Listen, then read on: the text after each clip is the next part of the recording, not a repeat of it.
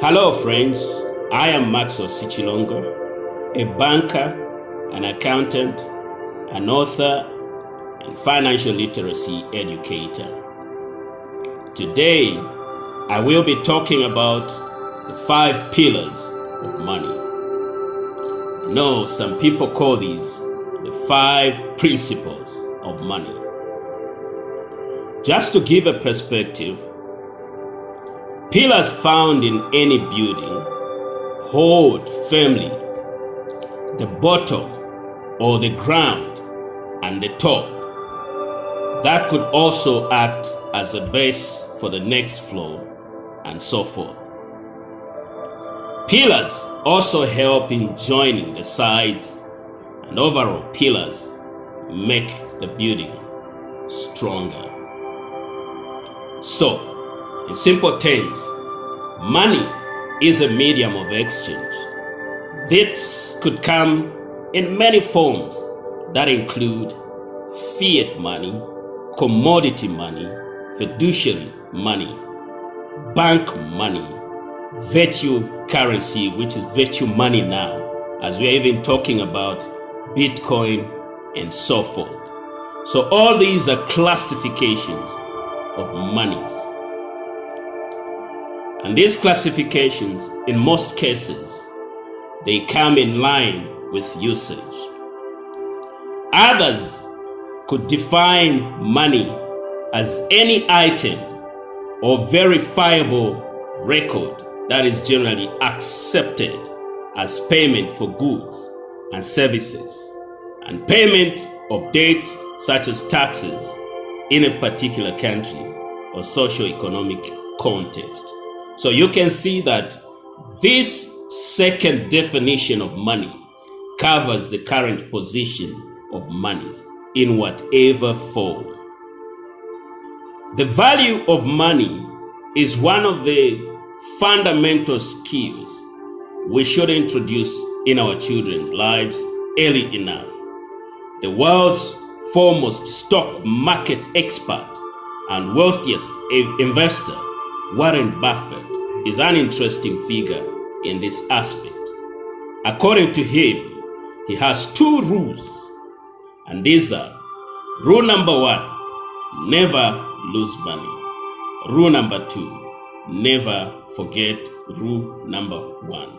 And it's very clear that even as parents or as employees or as business people, we should understand this concept about money and embrace the 5 pillars of money.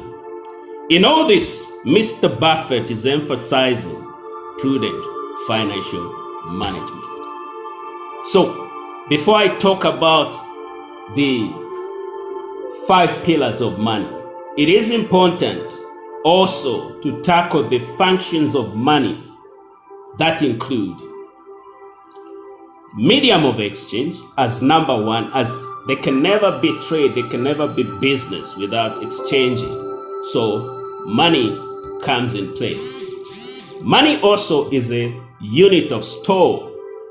And thirdly, it is a store of value. Anything valuable now is equated to money, so it stores the value. And fourthly, it is a standard of deferred payments and many other functions. Now, it is everyone's baby to embrace the 5 pillars of money and always find the best mix, because you cannot do without knowing about these 5 pillars of money and embracing them. So let me just break it down.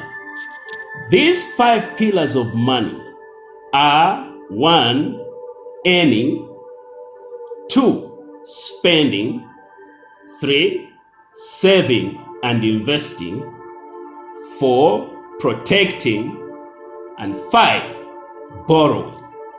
So just to give us a synopsis of these pillars, I'll just run through quickly because I will be talking about these pillars individually in my subsequent or upcoming posts. So under earning, everyone as an individual, whether you're a country or institution or anything, you need to understand that for you to grasp the issue of money, you need to find ways on how to earn money. You also need to know the types of incomes so that you can position yourself well. You need to know something about earned income. You need to know passive income. You need to know portfolio income. Under saving and investing, it is unfortunate that people usually interchange these words and use them as though they mean the same. Saving and investing are two different things, and people need to differentiate so that they know when they are saving what benefits they are getting, and also when they are investing what benefits they are getting. For I know that there are also issues to do with short-term savings and long-term. So when we are going long-term, we are now talking about investing. Number 3, spending. This is one component that's eluding people world over greatly. And a lot of people are suffering from overspending. We need to understand the best ways of spending. We need always to work with a spending plan. And I know some people will talk about budgeting. We also need to know the types of spending to avoid overspending or unnecessarily spending. We need to know, one, what it means to, practice impulse spending. We need to know what it means when we are talking about fixed or semi-fixed spending. We need to know what it means when we are talking about flexible spending. We need to know what it means when we are talking about discretionary or ethical spending. Number 4, protection. And I know there are very strong world powers here, like the US, UK, we're talking of Germany and others, who practice protectionism at the highest level.